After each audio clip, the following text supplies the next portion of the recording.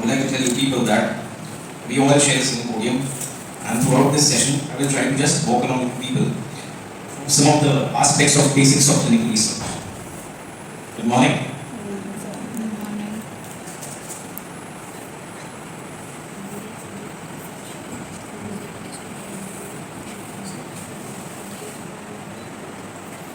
So here's my topic. I'll be talking about basics of clinical research.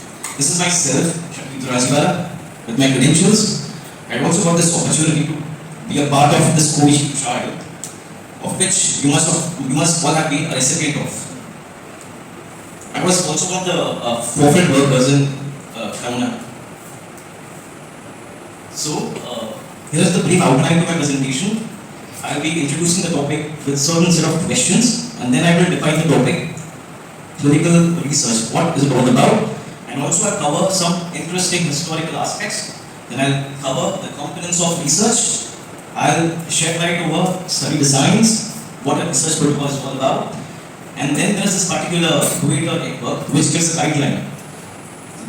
Which guidelines are to be followed, and what are things are to be kept in mind while you prepare your research protocol. And then, in order to make it more interactive, I would like to, towards the end, quiz you people. Yeah, so I begin with the question that why do we research? Can I expect raise of hands? Okay, what do you understand when I say research?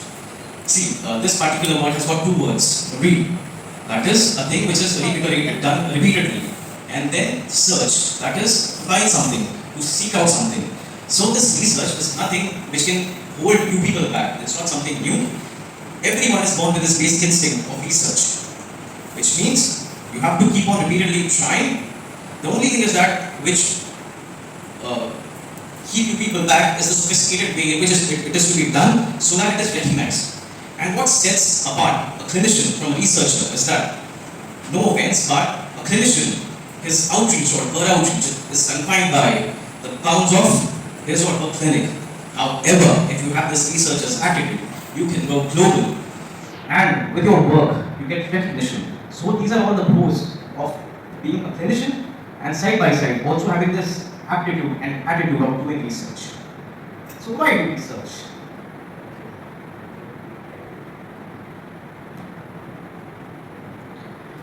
So as the people can see, it's the research, it's the field of research which has given this dignitaries global recognition.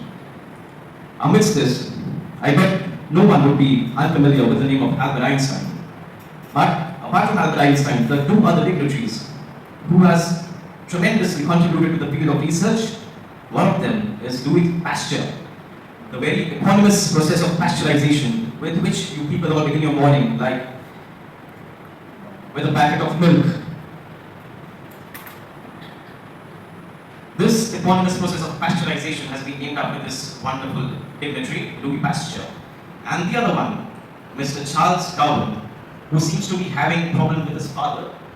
This is the reason why he came up with this theory that all our forefathers were monkeys. Now, a question must be going across your senses that why bother learning or talking about research? So, to make it interesting, I would like to emphasize that the thing which is relevant to you students is that it's a university question and which will fetch you quite decent marks in SAQs. Then it's a part of your paper 1. That is biostatistics and research methodology. So this particular topic will also yield some marks to you. This is how this topic demands attention from you people. And lately, the NMC, which is the National Medical Council, have made this attendance of research methodology workshop mandatory for all the PG medical students. So this is why this particular topic you guys cannot miss to pay attention to. And the other question comes, why me, man? I'm here, you people are seeing me for the first time, I'm seeing people for the first time, except my right? So this question must be going across to people that why me, man? Who am I? Who is he? So just to emphasize upon you people the importance of me speaking on this particular serious topic, I would also like to tell you people that I have a good social and online presence. I've got 18 things published on ResearchGate. with 2 publications which are peer reviewed and in PubMed Index journals. This is making a part of Team Covishield, of which you must all have been a recipient of, apart from Covaxin. This is myself towards the corner hidden due to short stature. And I'm also a health advocate. I run a channel wherein I advocate fitness. I put up my videos on which may be in the form of therapeutic effect or it may be in the form of side effects. Then a consequence, an undesirable consequence of drug administration in the form of adverse drug reaction. Then to identify safety and efficacy considerations of an investigational product which is used to prevent, diagnose, treat or modify disease or other health-related conditions. So this particular thing, if you can take a snapshot, it is very much relevant to people. And then the final aspect, the final criteria of choosing a good study topic, which is elaborated as your study topic should be feasible. That is, it should be doable. You have to keep it simple. Then, at the same time, you have to make it interesting. There has to be some novelty in your research topic. Novelty need not mean something new out of the world, but it should add to the existing pool of knowledge. It should be ethically justifiable. That is, it should do no harm to your patients, and it should be only done with the intention of providing benefit to them. Then coming to the last part, it should also be socially relevant. It should have some impact, positive impact. It should be able to bring some positive impact in the lives of people. So this is how clinical research caters to ordinary and brings significant changes in the life of people. Then talking about the historical part, research is nothing new. It dates back to 562 BC. Demonstrating the book of Daniel, where there was a king by the name of King Nebuchadnezzar. He thought of conducting an experiment by subjecting his subjects to 2 kinds of diet. One was with wine and meat, of which he himself was a very big fan of. However, one of his subjects by the name of Daniel, who also belonged to a royal lineage, he and his other 2 companions, as seen in the image, they refused to take this diet and they suggested that they be allowed to take a diet having legumes and water. So in this sense, you have one comparative in the form of vegetable diet and the other active diet regimen in the form of non-veg. So the outcome was that after 10 days span, he could see improvement. However, it was an acute effect, not a long-term effect. He saw favorable changes in that arm which had been taking vegetables. And now, in this slide, I talk all about what a clinical research is. First thing is to formulate a research question. I will walk you people through this topic in subsequent slides. I would also like to leave you people with an impression that what importance is a question and how important is it. I will also be talking about, I will give you people some study design. I'll talk about protocol development, then how to apply biostatistics, a very brief session, which includes sample size determination and applying the right statistical text, and then how to interpret your data correctly so as to be supportive of whatever findings you got. And it should be backed with a scientifically valid conclusion. And I cannot emphasize enough about the importance of a very scientifically sound question, but my work has been made easy by this gentleman who said that if he were given an hour to solve a problem and his whole life depended on that particular solution, then this gentleman preferred investing 55 minutes in determining the proper question, and then because he knew that once he has the proper question to ask, he could solve the problem in the next 5 minutes. This is how important question is. This is how important formulating and asking the right questions. Now, I talk about the clues to right question. The importance of question is that, and what clues would lead you to ask the right question is that, whenever you clinicians, I'm talking about the clinicians, whenever they are on ground, they have to be a close observer during the ward rounds.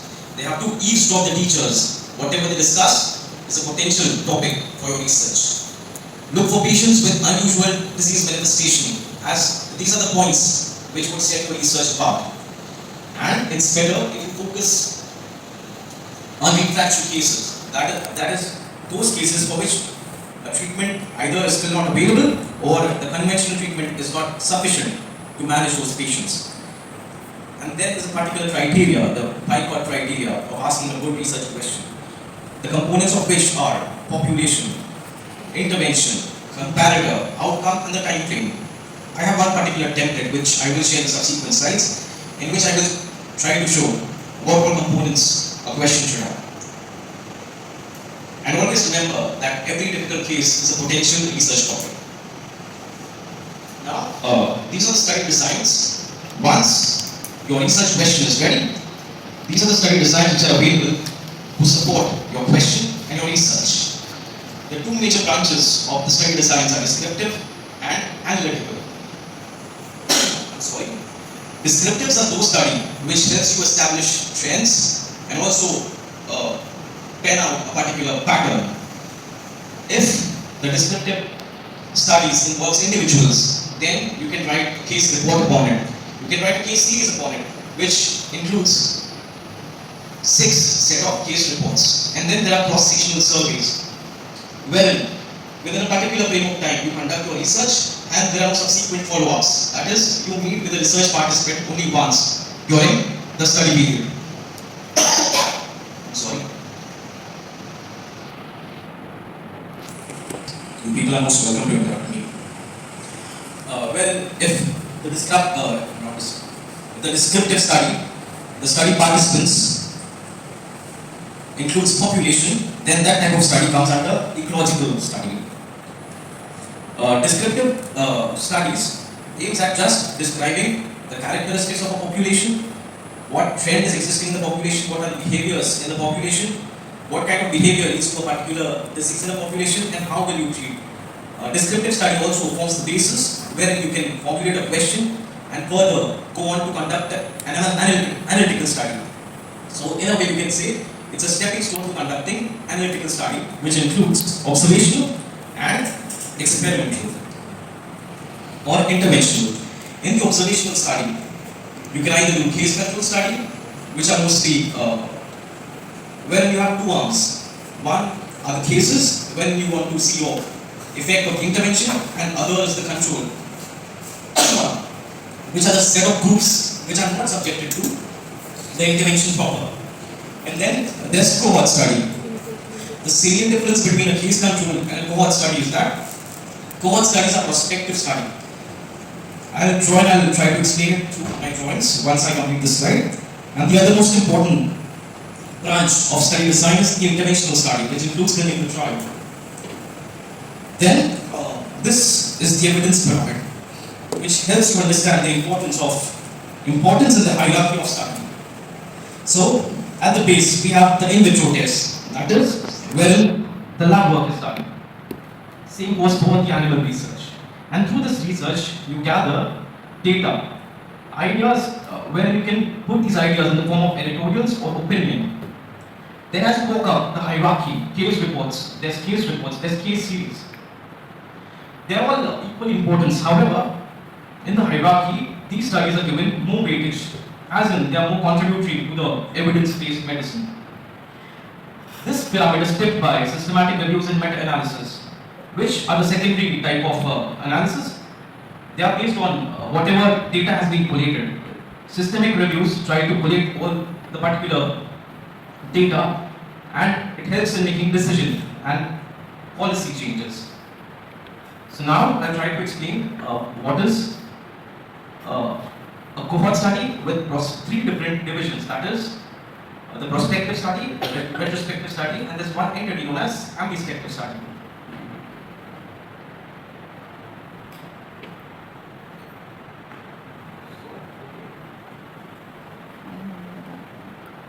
So these are the various time points which I may take. Depends at what stage I am conducting your study. So the components of the studies are exposure and what time are you measuring the outcome. So in case of prospective study, the study begins when the exposure has not occurred. For example, if I may take the example of tobacco chewing, which is relevant to the dental fraternity.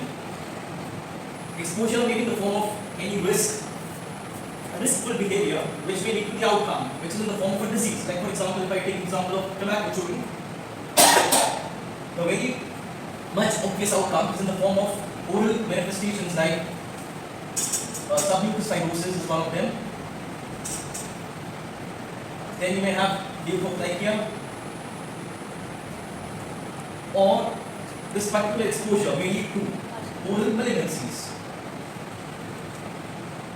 So can I get a raise of hands which all oral malignancies can occur as an outcome of this particular tobacco chewing behavior? Squamous cell carcinoma. Few more? Anyone? So yeah, the prospective study, it begins even before the exposure has happened, and the patient is followed up till you get an outcome. So depending upon the direction in which the study moves, it is, or I may say, a cohort study, as you must have heard that cohort study progresses from the exposure to the outcome. And then now I talk about retrospective study.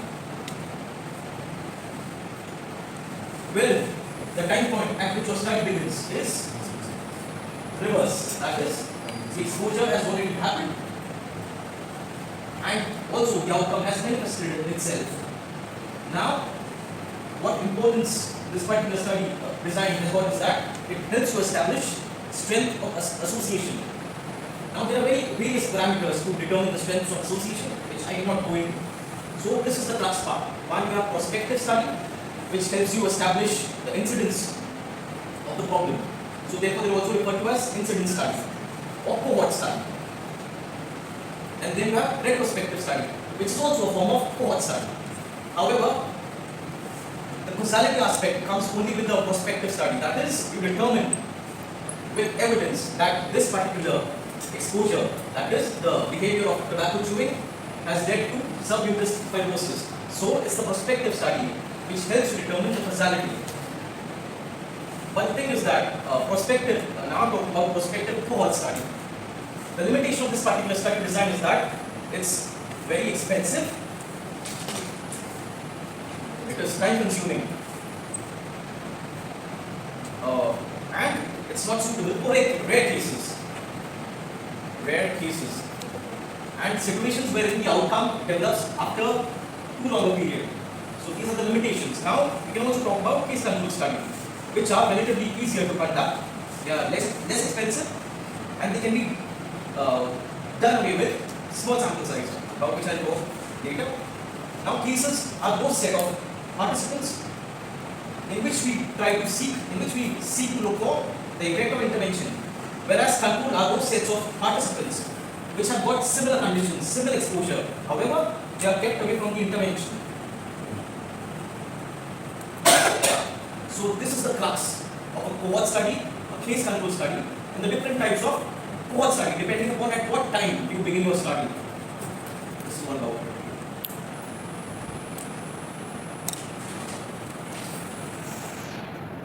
Now, even this evidence pyramid is of utmost importance in knowing the strength and the hierarchy of evidence. Every layer has got its own contributing part. However, the most yielding studies are systematic reviews and meta-analysis, as these are the study which helps formulate policy as well as change the guidelines and policies. Now, coming to the other part, the third most important part in clinical research is the study protocol. It's a written document which details what rationale with which you are beginning. What is the idea which has led you to conduct this particular study? Then, the other component of your study protocol should be objectives. That is, with what objectives do you set yourself to conduct this particular research? It differs from aim. There are two sets. One is two interchangeable words, aims and objectives, which are very much similar sounding. However, the salient distinctions between aims and objective is that, for example, if I take example for daily life encounters, if I were to go from my house to MJ, so objectives are those small components which helps you achieve the overall aim. So these are the salient distinctions, and it's better to use the word objectives over aims. And there's a smart criteria of setting your objectives, which means your objectives should be specific.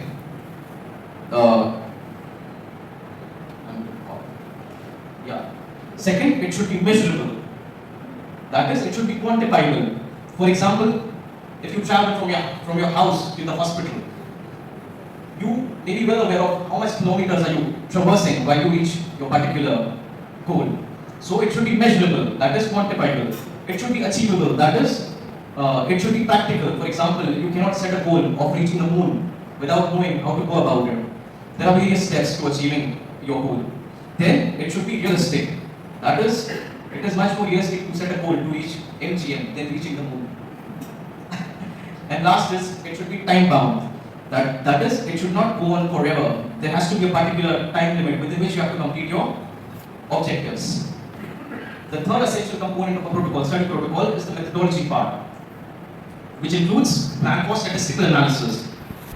And the last part is that whatever you do, it has to be ethically justifiable. That is, you have to conduct any research with the intention of only benefiting the study participants and doing no harm to them. And towards if you plan a systematic review, the guideline to follow is PRISMA. Now what is relevant to you people is the SPIRIT guideline, which enlists all the requirements to write a good study protocol. And then there are other, if you plan on doing a case report, here is the guideline to go to. And I don't think so this animal preclinical studies are relevant to you people. So the most important guideline you students have to refer to is the SPIRIT guideline to go about how to write a study protocol. And these are some of the study materials which has been suggested by MUHS. So these are the study material you students have to look upon while laying down your research work. And these were the references which I referred to. So here is how it goes. Before initiating a study involving primary data collection, the principal investigator must ensure that various approvals are obtained. Which of the following approvals is mandatory?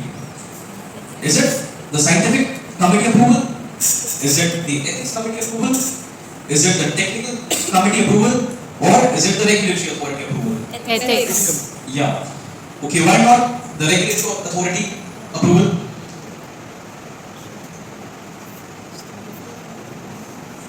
Okay, why not the scientific committee?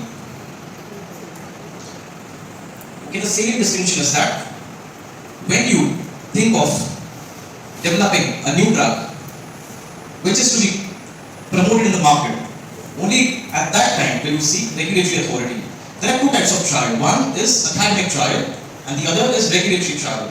So, academic trial is when academic trial is wherein you are studying an existing molecule, an existing drug, and now you are trying to seek new requirements of this particular drug, where you have sufficient evidence of safety and efficacy of the drug. But now we are trying to find new indications or new dosage form or new route of administering a particular drug. So that is an academic trial for which the mandatory approval is from the ethics committee. So yeah, you guys are right, it's the ethics committee approval. Now the scientific committee approval is required when you have to make your research very much scientifically robust and very much scientifically backed. You need to have very scientifically backed data. That is the time when you seek science committee approval. There's an entity known as the DSMB, which is the Data Safety Monitoring Board. These are various boards which ensures that your data generated is of highest quality, it's reliable, and once it is published, it will have good amount of importance to it. Now coming to the next question, that which of the following is not a type of study design? A. Qualitative, B. Observational, C. Retrospective, and D. Pilot study. Qualitative. See, there's two entities, qualitative studies and the quantitative study. It depends upon the type of outcome you're trying to look at. In qualitative study, qualitative is more about descriptive study, wherein you try to describe the nature of the disease, the characteristics, pattern of a particular disease. Now when we talk about quantitative studies, we look upon certain parameters which can be measured. For example, blood pressure. When your outcome is in the form of blood pressure, which is measurable. So this is referred to as a quantitative study. That is, you can measure it as well as you can count it. However, qualitative studies are much more descriptive type. You can only describe that particular character. You can count, but you cannot measure. For example, if I take the example of race, which is a quality, your skin color, which is a quality. You can count the number of individuals with a particular skin color, but you cannot measure. Or it can even be measured, but still, not at this instance. For example, gender. Can you measure gender? No, it can only be counted. So these are qualitative study, which is doable. So it's a type of study design. Observational study is when you are not, the one who is conducting the study is not subjecting the participant to any form of intervention. He is basically just observing his behavior or the effect of what we're trying to see. You are just playing the role of a passive player without doing anything by yourself. This is what an observational study is all about. Retrospective study depends upon at what time are you beginning your study. Whereas pilot study, it forms the basis of formulating your question. It forms the basis of supporting your actual study proper. So pilot study is actually not a study design. So I'm sorry to disappoint you people. The right answer is pilot study. Now I have a question to you all that health research is usually focused on which of the following areas? A. Estimation of disease burden in a population. B. Prevention of common diseases in the community. C. Evaluation of public health programs. And D. All of the above. All of the above. Justify saying this. If you say so, all of the above, why do you say so? Okay, why not? Okay, since it covers everything, it has to be all of the above. See, estimation of disease burden, it will be a prevalence study. Then, okay, I'll try to make it more interesting. If you can categorize these particular studies into the study designs, like for example, estimation of disease study, what type of study design would this be? Cohort. You are trying to estimate something, you are trying to quantify it. Cohort. It's too much. I'm just talking about the basics, so I'd rather not get into this particular. So now comes the last question, that which of the following is not an appropriate step of protocol development? A. Development of research question. B. Preparation of analysis plan. C. Development of a study tool. And D. Initiation of data collection. Loud answers, please. We are at the same level, so you need not hesitate. Initiation of data collection. Shut out the social inhibitions. Speak up. Initiation of data collection. Yeah, so correct of her. I'll give you a chocolate. Now you tell me if you have chosen initiation of data collection, why do you say so? So before initiating a data collection, you have to first go to the ethics committee. Very true. This protocol is all about planning. Execution is initiation of data collection, which has to happen secondary to submission of the protocol to ethics committee, and then you executing the study proper. And lastly, I would be happy if I'm able to ignite those government research